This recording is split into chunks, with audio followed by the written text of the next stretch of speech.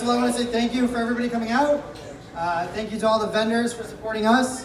And hopefully everybody's learned a lot from everybody that's here. Obviously everybody knows who this guy is.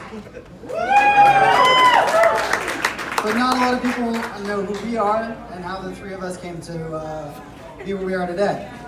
So I figured it'd be good to give you a little background history. It's kind of crazy how small of a world it was.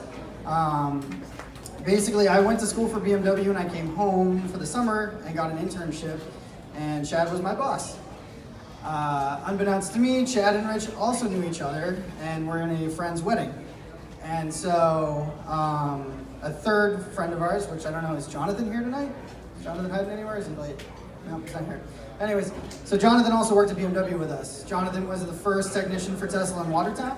And Jonathan called me up one day and was like, you need to get a job here, this place is awesome. So I went down, applied, interviewed, and I got the job. Well, for the next 7 months, I basically begged and pleaded for Chad to leave BMW and come have fun with us. So finally he said yes. And then we spent way too much time at Tesla.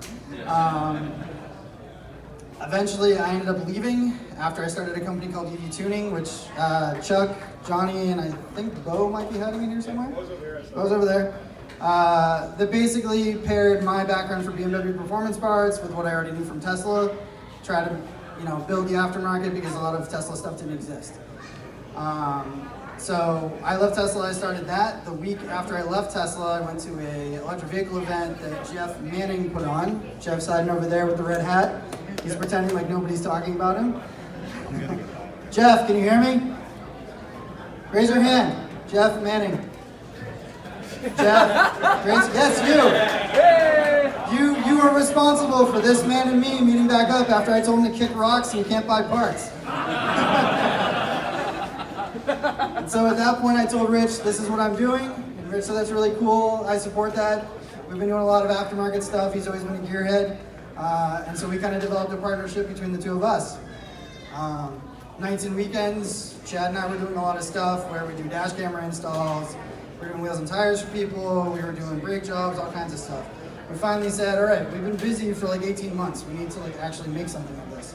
People were asking, Rich, when are you going to start fixing cars for other people instead of your own stuff? So the three of us sat down and said, okay, we need to do this. We want to do this. This has always been our dream, and it was time to make it a reality. So last fall, we decided, okay, this is what we're going to do. And the rest is pretty much history from there. Thank you again. Give it up to Rich.